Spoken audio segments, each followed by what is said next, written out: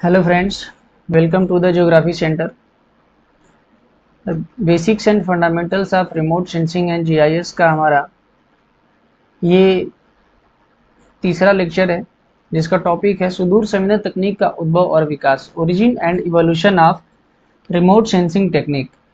इस लेक्चर में, इस क्लास में हम ये समझेंगे कि सुदूर संवेदन तकनीक का उद्भव, इसका इवोल्यूशन किस तरीके से हुआ और विकास का क्रम इसका क्या रहा। ठीक है, इसका ओरिजिन कैसे हुआ, शुरुआत कैसे हुई और इसका विकास कैसे हुआ, क्या क्रम था, क्या क्या बातें शामिल थी। इससे पहले की क्लास में हम लोगों ने इसके इस विषय की पूरी प्रक्रिया को समझा था, इसका स्वरूप समझा था और क्या चीज़ें कैसे हुई वो भी हम लोगों ने समझा था। इसमें हम इस क्लास में डिस्कस करेंगे कि कैसे कैसे रिमोट सेंसिंग टेक्निक का डेवलपमेंट किस कालखंड में और किस तरीके से होता चला गया। तो देखिए, सबसे पहले अगर हम बात करें रिमोट सेंसिंग टेक्निक का, तो सबसे इसका प्रमुख पहलू होता है कैमरा। रिमोट सेंसिंग टेक्निक का सबसे प्रमुख पहलू कैमरा है। तो हम ये समझेंगे कि कैमरा कब बना, कैसे बना और क्या क्या चीज़ें थी। देखिए, सबसे पहले 965 अगर हम ईस्वी की बात करें, तो इराक में जन्मे एक भौतिक शास्त्री थे जिनका नाम था अल हजन। तो अल हजन ने क्या किया कि इन्होंने देखा कि देखिए, एक कमरा है और इस कमरे में एक छोटा सा छेद है। तो इस कमरे में एक छोटा सा छेद है, तो बाहर की चीज़ें, जो भी इसका प्रतिबिंब बाहर की चीज़ों का बन रहा है, इस छेद के माध्यम से इस दीवार पे, सामने की दीवार पर उल्टा बन रहा है। तो इन्होंने ये देखा कि देखिए कि अगर हम इस कमरे में ऐसी चीज़ें हो रही हैं, तो इनके दिमाग में एक चीज़ आया कि हम बाहर की चीज़ों का उल्टा इमेज जो है इस तरीके से हम प्राप्त कर सकते हैं। इसके बाद आप लियोनार्डो दा विंची को भी जानते होंगे, जिनका जन्म 1452 में हुआ था।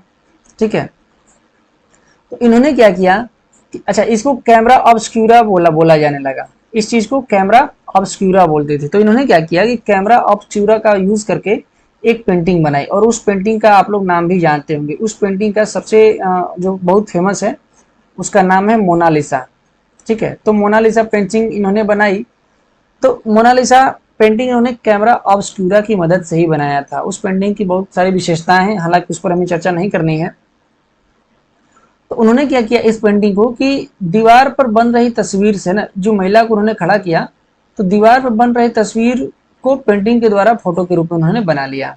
तो इस तरीके से उस इनके बाद जब ये चीज़ें होने लगी, तो इनके बाद लोग क्या करते थे कि पेंटिंग के द्वारा फोटो बनाकर रखने लगे, है ना। मतलब पेंटिंग बनवाते थे लोग ऐसे ही करके और उससे जो फोटो मिलता था वो रखने लगे। लेकिन कैमरा ऑब्सक्यूरा में दिक्कत क्या थी? कैमरा ऑब्सक्यूरा में दिक्कत ये थी कि इसमें फोटो उल्टा बनता था। मतलब किसी की भी फोटो अगर बनानी हो तो वो फोटो उल्टी बनती थी। सबसे बड़ी दिक्कत कैमरा ऑब्सक्यूरा की यही थी। तो फोटो जब इसमें उल्टा बनता था, तो हुआ क्या कि कैमरा ऑब्सक्यूरा में फिर एक शीशा लगाया गया और एक शीशे का यूज करके फोटो को सीधा बनाने लगे। देखिए, सबसे पहले ऐसे होता था, है ना, जब कमरे में एक चीज है ना, जैसे कि एक रूम में जब ये बात होने लगी कि ऐसे हम फोटो ले सकते हैं, तो फिर ऐसे इन चीजों का प्रयोग करते थे। एक कैमरे की टाइप का जिसमें कि बिल्कुल बहुत ही ज्यादा अंधेरा रहता था और उसमें इस टाइप का देखिए ये लोग खड़ा करके और फोटो ले करके और फिर इसको पेंटिंग बनाते थे। उसके बाद धीरे धीरे डेवलपमेंट शुरू हुआ और पिन होल कैमरा आ गया, जो लकड़ी के डिब्बे में ऐसे बंद हुआ करता था। फिर धीरे धीरे इसमें लेंस लगाए जाने लगे और धीरे धीरे इसका स्वरूप बदलता चला गया। अब हम यहाँ से origin of remote sensing system की जब मेन शुरुआत कहाँ से होती है, हम ये देखेंगे। देखिए, 1859 में क्या हुआ कि सबसे पहले, है ना, फोटो कैमरा से हवाई छायाचित्र यानी कि एरियल फोटोग्राफी की गैस्पर्ड फेलिक्स टॉमसन ने, इनको नादर के नाम से भी जाना जाता है, नोट कर लीजिएगा। ठीक है, फेलिक्स नादर के नाम से ये फेमस है। तो 1859 में सबसे पहले इन्होंने क्या किया कि जो जैसे कि एक बड़ा जो है कि वायुमंडल में उड़ रहा है, हवाई जहाज के तरीके का ये होता है ना। मतलब कि गुब्बारा बहुत बड़ा होता है, हवाई जहाज की तरह, हेलीकॉप्टर की तरह उड़ता है। तो इसमें से बैठ करके इन्होंने क्या किया कि नीचे पेरिस शहर का फोटो प्राप्त किया। और उसी वर्ष जो है कि एक लास्डेल महोदय भी थे, लास्डेल महोदय ने भी गुब्बारे में बैठ करके इसका हवाई सर्वेक्षण किया। रिमोट सेंसिंग शब्द का सबसे पहले प्रयोग किसने किया? एल्विन प्रूट महोदय ने 1960 में। ये अमेरिका के विद्वान थे और अमेरिका के जल सेना में उस समय कार्य कर रहे थे। और जल सेना संबंधित जो कार्य इनका था वो एक तरीके का शोध था और उसी शोध के दौरान इन्होंने रिमोट सेंसिंग शब्द का पहली बार प्रयोग किया था।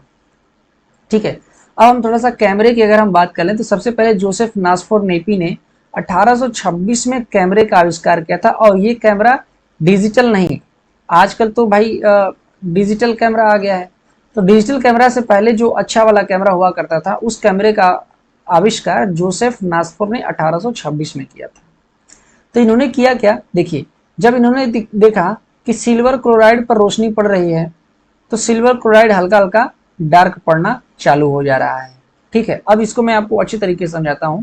तो देखिए, इन्होंने देखा कि एक सिल्वर क्लोराइड लगी हुई प्लेट है और इस पर जब सूर्य का प्रकाश पड़ रहा है तो ये धीरे धीरे क्या होने लगा, डार्क होने लगा।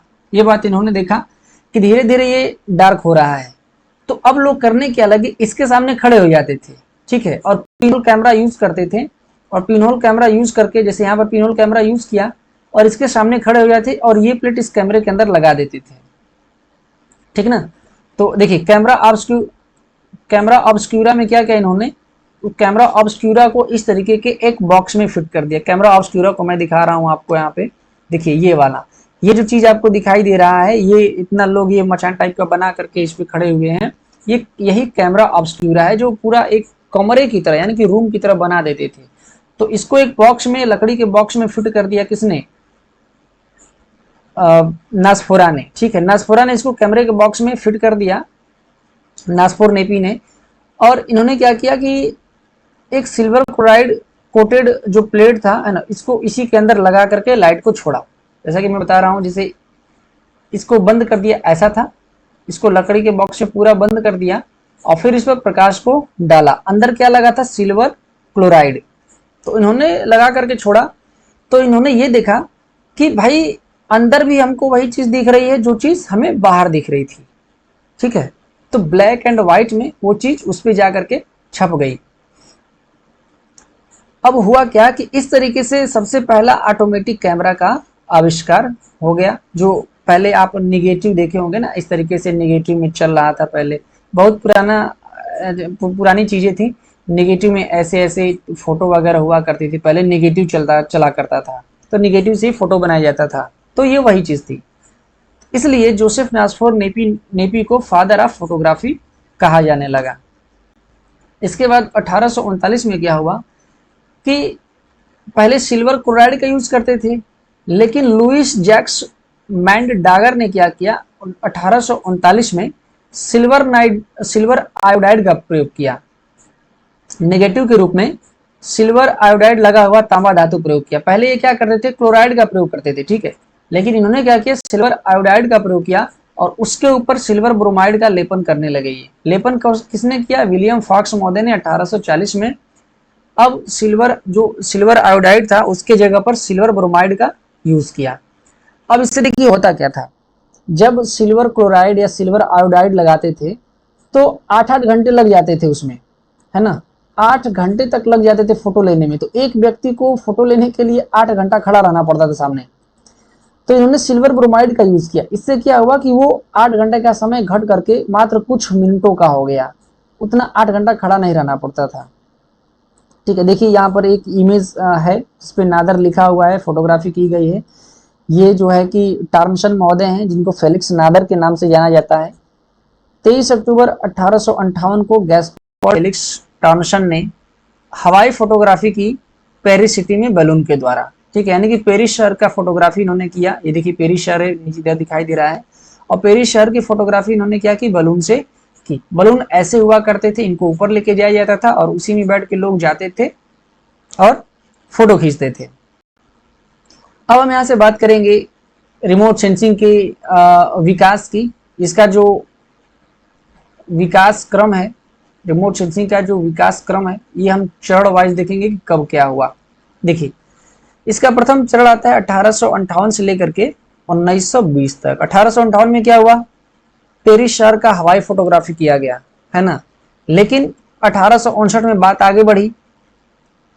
संयुक्त राज्य अमेरिका में प्रथम बार बोस्टन एवं मैसाचुसेट्स शहरों का हवाई छायांकन 1200 फीट की ऊंचाई पर उड़ते गुब्बारे एज ब्लैक के द्वारा, है ना, एज ब्लैक के द्वारा किया गया। जो विश्व का पुरातन उपलब्ध हवाई छायाचित्र है। हालांकि ये छायाचित्र अभी भी उपलब्ध है ऐसा माना जाता है। उसके बाद 1867 में फोटोग्रामेट्री शब्द का प्रयोग अपने अपने विभिन्न शोधों में विद्वानों ने किया और इसका अर्थ बताया कि देखिए भू सतह के तत्वों के आकार मापन की विधि फोटोग्रामेट्री को बताया था कि देखिए भू सतह पर जितने भी तत्व हैं, है ना, धरती पर जो भी तत्व हैं, इनके जो भी आकार हैं, इनकी विधि को ही हम फोटोग्रामेट्री कहते हैं। इस अर्थ में फोटोग्रामेट्री का प्रयोग होने लगा। इसके बाद 1890 में फ्रांस के एक विद्वान थे जिनका नाम था आर्थर बट। आर्थर बट ने पतंग से छायांकन शुरू किया। उसके बाद 1903 में जूलियन नेब्रोने ने कबूतर के सीने पर कैमरा बांधा और कबूतर के सीने पर कैमरा बांध करके हवाई छायांकन किया। अब हम जानते हैं कि 1906 में राइट बंधु ने हवाई जहाज का निर्माण किया, लेकिन जैसे हवाई जहाज बना वैसे ही कोई बात नहीं हुई। आगे चल करके 1908 में एलपी बोन विलियम ने क्या किया कि पहली बार वायुयान से फोटो ली। सबसे पहले 1908 में वायुयान से यानी कि विमानों के द्वारा फोटो लेने वाले एलपी बोन विलियम थे। इसके बाद 1910 में इंटरनेशनल सोसाइटी ऑफ फोटोग्रामेट्री यानी कि आईएसपी का गठन हुआ और 1913 में आईएसपी का अंतर्राष्ट्रीय सम्मेलन ऑस्ट्रिया की राजधानी वियना में हुआ और इस सम्मेलन में ये कहा गया कि देखिए ये तकनीक बहुत ही अच्छी है और हम क्या करेंगे, इसके विकास एवं उपयोग पर चर्चा करेंगे, है ना। तो इस सम्मेलन में 1913 में वियना में क्या हुआ कि रिमोट सेंसिंग से संबंधित बातों पर चर्चा शुरू हुई। अच्छा, प्रथम चरण में होता क्या था, क्योंकि प्रथम चरण 1858 से 1920 तक चला था और इसी चरण में 1914 से लेके 1918 तक प्रथम विश्व युद्ध हुआ। अब प्रथम विश्व युद्ध में हुआ ये कि रिमोट सेंसिंग टेक्निक यानी कि जो टेक्निक इन लोगों ने विकसित किया था कि गुब्बारे में बैठ के ऊपर जाओ और पूरे शहर का, पूरी चीजों का एक फोटो प्राप्त कर लो बहुत अच्छी तरीके से। तो युद्ध संबंधी कार्यों में इस समय रिमोट सेंसिंग का प्रयोग बड़े पैमाने पर होता था कि फौज कहाँ तक आई है, कितना नुकसान हुआ, कहाँ पर युद्ध लड़ना है, कहाँ पर हमला करना है, मतलब कि युद्ध संबंधी कार्यों में प्रमुख रूप से रिमोट सेंसिंग का प्रयोग होने लगा।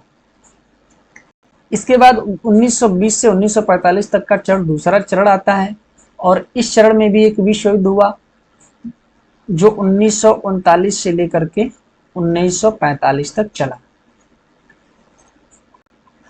अब द्वितीय चरण में क्या होता था कि शत्रु के लक्षण अड्डों, स्ट्रेटेजिक महत्व के जितने भी प्लेसेस थे, है ना, उनके ज्ञान के लिए, उनके बारे में जानकारी इकट्ठा करने के लिए या युद्ध से जो भी हानियां वगैरह हुआ करती थी उनके आकलन के लिए, मतलब कि सैनिक उद्देश्यों के लिए इस चरण में भी मुख्य रूप से सैनिक उद्देश्य ही थे इसे करने के।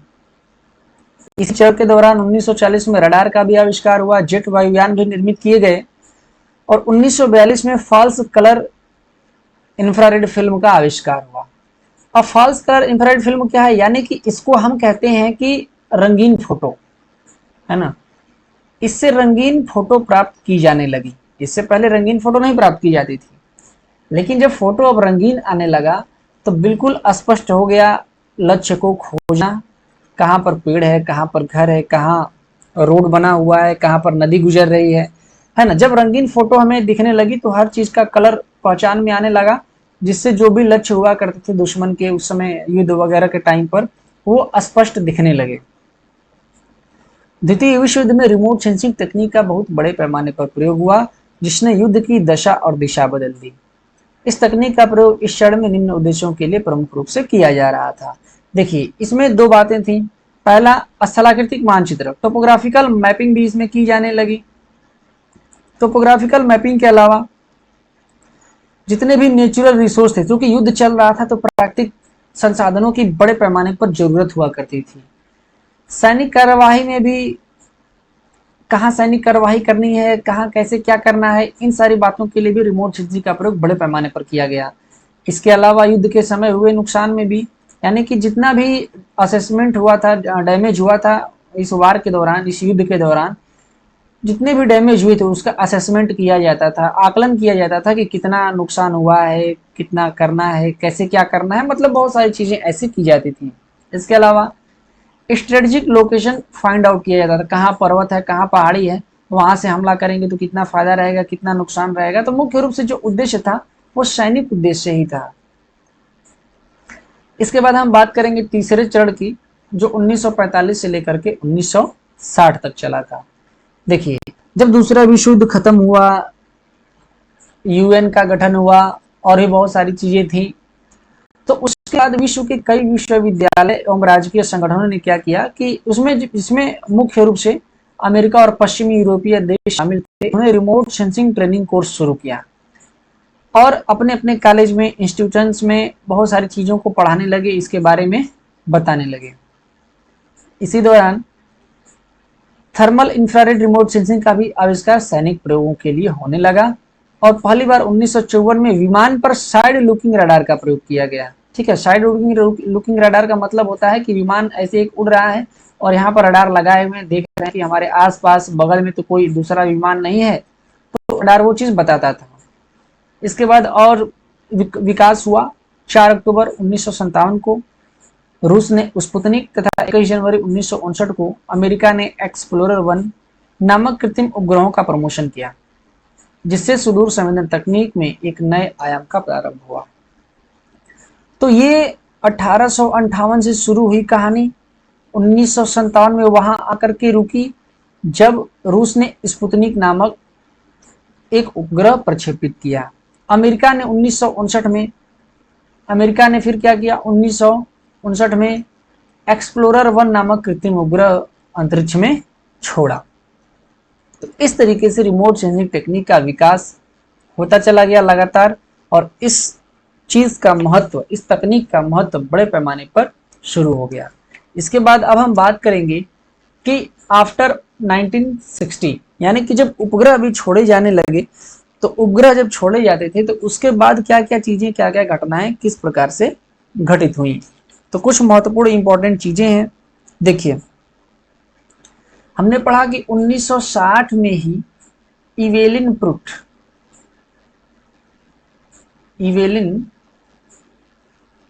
महोदय ने क्या किया, रिमोट सेंसिंग शब्द का यूज किया। रिमोट सेंसिंग शब्द का पहली बार इवेलिन प्रूट ने प्रयोग किया। 1 अप्रैल अगर हम बात करें तो 1 अप्रैल 1960 को टाइरोस श्रृंखला का उपग्रह प्रक्षेपित किया गया, जिसमें 8 ग्रह थे। टाइरोस श्रृंखला का ग्रह प्रक्षेपित किया गया जिसमें 8 थे। टाइरोस का मतलब होता है television and infrared observation satellite system, जो अमेरिका द्वारा प्रक्षेपित किया गया था। इसके बाद 1961 में आप जानते हैं यूरी गागरिन ने विमान के द्वारा पूरी पृथ्वी का चक्कर लगाया। इसके बाद विभिन्न प्रकार के उपग्रह, जिसमें कि मानव रहित उपग्रह योजना थी, जिसमें अमेरिका ने 1961 से लेकर के 1963 तक मरकरी, आप इसको नोट करते जाएंगे, मरकरी।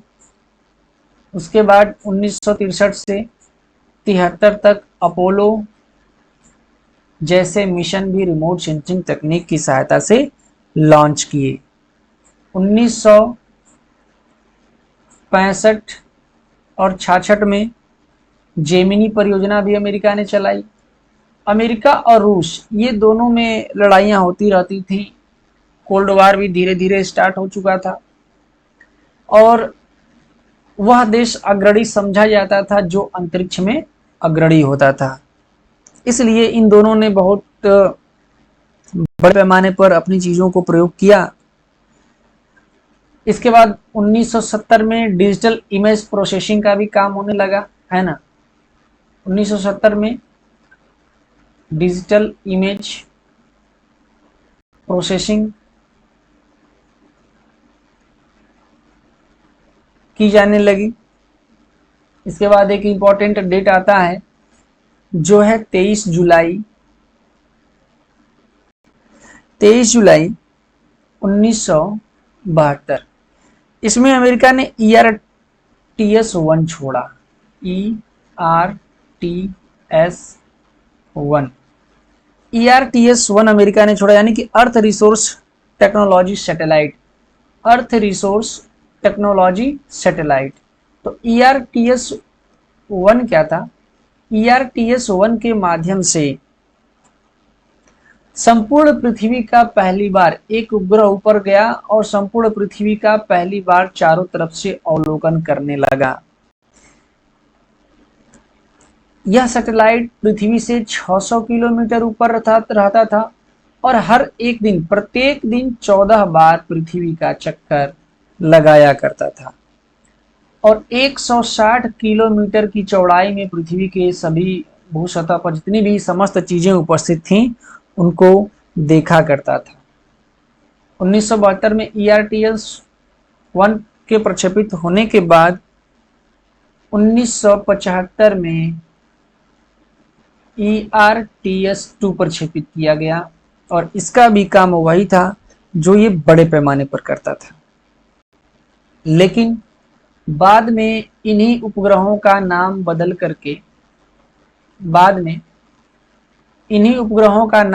करके लैंडसेट कर दिया गया। इन्हीं उपग्रहों का नाम बदल करके लैंडसेट 1 एंड 2 कर दिया गया। तो ये बात याद रखिएगा, लैंडसेट 1 एंड 2 पहले क्या थे? ERTS-1 एंड 2 ही थे। इसके बाद धीरे धीरे आगे चल करके 1978 में लैंडसेट 3, 1982 में लैंडसेट 4, 1985 में लैंडसेट 5 प्रक्षेपित किया गया और ये सभी के सभी सैटेलाइट पृथ्वी पर उपस्थित जो भी अंतरिक्ष स्टेशन थे, है ना, उस पर भूसतह की जानकारियां प्रोवाइड करते थे। भूसतह का मतलब होता है कि पृथ्वी की ऊपरी चीजों को देख करके और बताते थे कि देखिए ये हो रहा है, यहाँ पर ये चीज है, ये बात है, मतलब पूरी तरीके से। इससे विभिन्न देशों की निगरानी भी अमेरिका करने लगा और विश्व में सबका दादा बन के बैठ गया। क्लियर? अमेरिका क्या था? विश्व में इसी के कारण सबका दादा बन के बैठ गया, क्योंकि सबके हर एक देश की फोटो, उसकी जानकारी अमेरिका के पास हुआ करती थी और कोई भी देश अगर आपस में युद्ध लड़ता था तो अमेरिका उसको वो जानकारी बेचता था। अमेरिका ने इससे बहुत ज़्यादा बड़े पैमाने पर धन कमाया और अपना आधिपत्य पूरी दुनिया पर स्थापित किया। अमेरिका को देख करके सोवियत संघ ने कासमास सैल्यूट नामक सैटेलाइट भी भेजे। ऑस्ट्रेलिया, जापान, भारत, चीन ने भी अपने प्रयास तेज कर दिए इस दिशा में और आज रिमोट सेंसिंग टेक्निक का जो विकास है वो अपने उच्चतम लेवल पर जा चुका है। तो किस तरीके से रिमोट सेंसिंग टेक्निक विकसित हुई, क्या क्या चीजें हुई, आज GPS सिस्टम हमें देखने को मिलता है। भारत ने भी इसके समकक्ष अपना नाविक सिस्टम भी शुरू कर दिया है। तो ये बात ध्यान में आपको रखनी है। तो आज के लेक्चर में, आज की क्लास में बस इतना ही है। अगले क्लास में हम ये देखेंगे कि आगे के दौरान, यानी कि 1985 के बाद विभिन्न देशों ने क्या किया, भारत ने क्या किया, भारत की चीजों को भी हम समझेंगे कि भारत का विकास कार्यक्रम कैसा रहा, भारत ने क्या किया और वर्तमान समय में अब किस प्रकार के सैटेलाइट और क्या क्या चीजें चल रही हैं। मिलते हैं अगले क्लास में, तब तक के लिए आज्ञा दीजिए। धन्यवाद।